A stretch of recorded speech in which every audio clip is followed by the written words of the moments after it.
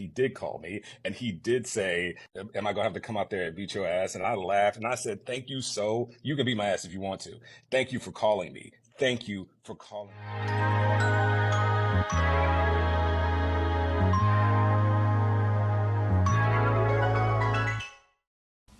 me. Disclaimer: I own no rights to the songs, videos, and images used in this video. All credits are to the actual owners and creators, either linked or mentioned. This video is for entertainment purposes only. This video is for educational purposes only. This video is not sponsored. This video is overdue. But with the release of the docu-series Hollywood Black, I figured instead of a live, I would make a video and get everything out more formally. Before his interview with Keke Palmer, I don't think I've ever heard Tyler Perry address the critiques of his movies or TV shows directly. And I was confused about how people interpreted the interview, since I believe he answered all questions about his creative process clearly. Tyler called individuals who understood the deeper messaging in his films intellectuals. After Keke asked Tyler about writing on major topics, and does he have the foresight to know it will be a commercial hit? Or is that just the natural theme of his writing? Tyler replied saying, I think that anybody who is intellectual can watch it and go, oh, I see what he's doing here. It's not just this big, broad, ridiculous comedy.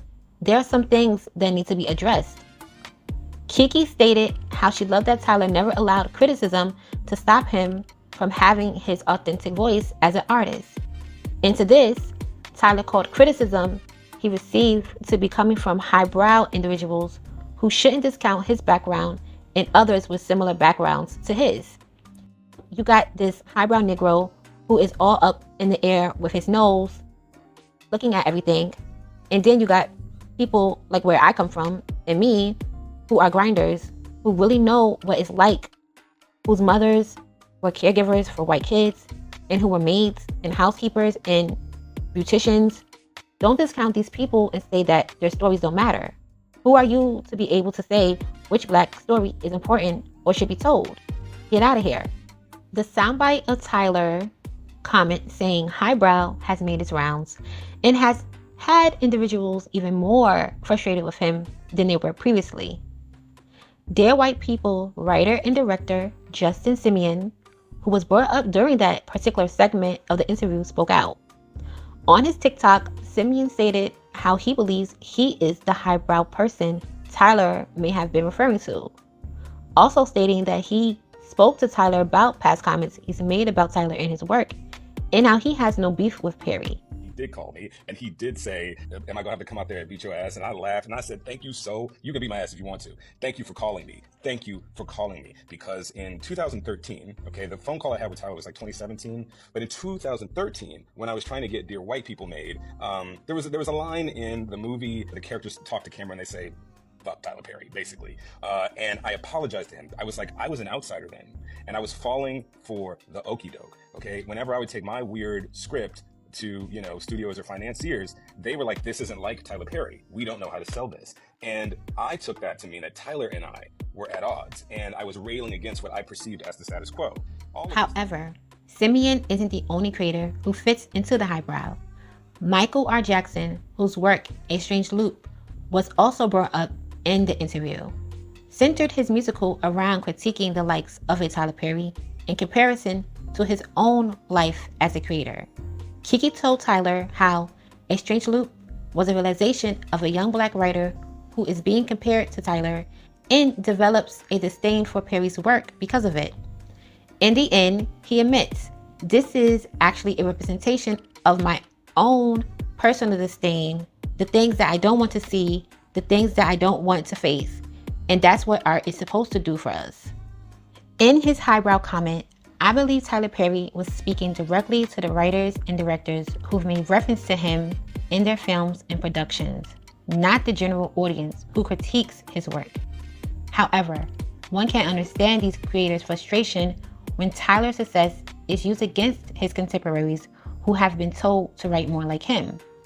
Perry being presented as a standard for creators based on how many people enjoy and support his work, and his capitalism. In his own interview with Keke Palmer, we hear Justin Simien reiterate his new sentiment of understanding for Tyler Perry as they discuss his docu-series Hollywood Black. In his initial TikTok, Simien reflects on how his film and series Dear White People was a creation that spoke to experiences of discrimination and stereotypes. I was like, oh no, this is what I did to Ty. This is what I did to Tyler. So when he called me, I said, I am so sorry for tearing you down for a system that you actually did not create. Simien also lets us know that there is a section in the docuseries that highlights Tyler Perry's contribution to Black filmmaking specifically. Coming TV series, which hits MGM Plus August 11th. Hey, how you doing? Hollywood Black, about the history of cinema, but from a Black perspective.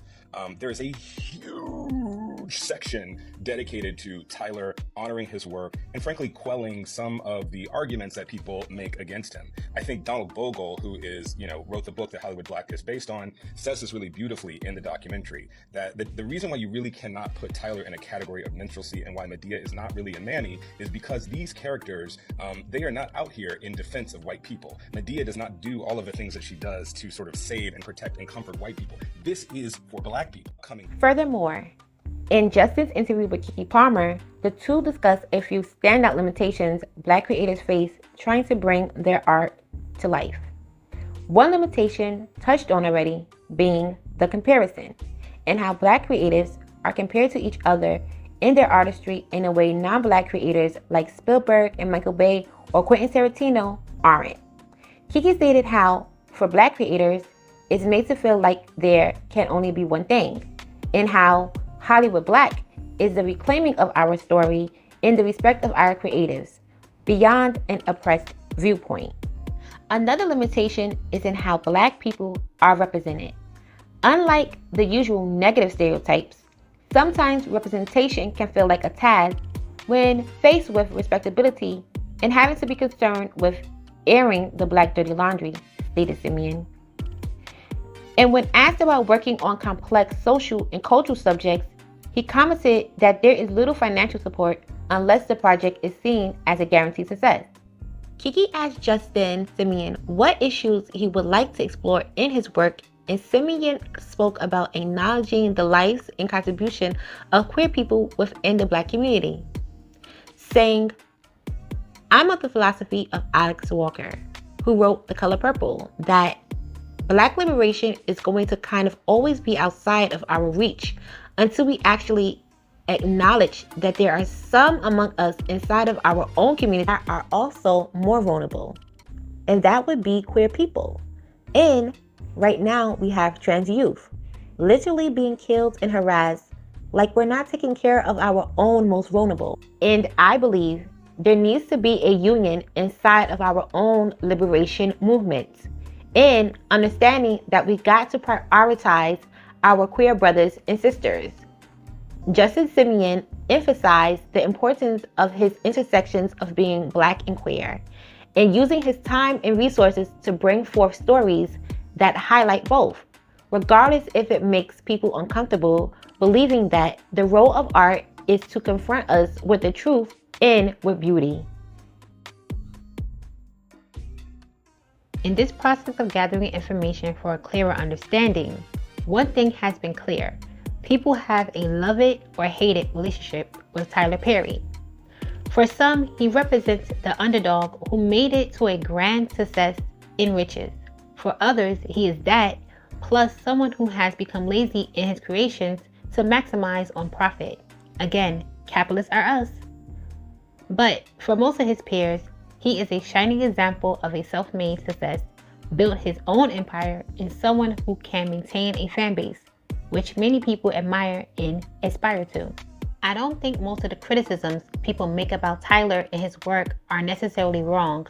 However, I believe those same criticisms can be applied to the film industry and script writing as a whole. If we all had the privilege and the resources to create and distribute our art uninterrupted and without the need to check in with anyone, I believe a lot of us would take that opportunity. Tyler is working within his own standards. seemingly outside of the standards many would like him to. However, he is an artist and this is his art. I believe all creators, including myself, create from an unfulfilled need or want. Having a different opinion or viewpoint is why many creators start producing their own content in the first place. But for Black creators, there are extended expectations, projections, and triggers that make us internalize an ideal, being hardest on those we see ourselves in all levels of media and entertainment. I realized a mistake I had made. See, once I was inside the ring, this is why people who aren't like actually part of it, who comment about it, really don't know what the hell they're talking about. Once I was inside the ring, I realized if you're a person of color, if you're a marginalized person, making work about your own experience, the most sort of loud and egregious negative commentary that you're probably going to get is going to come from your own community. There's a lot of reasons for this. You know, we tend to project ourselves onto work that is trying to reflect us just a bit more. There's scarcity. We don't have a lot of work that speaks to our experiences, and so when we get it, we can tend to be hypercritical.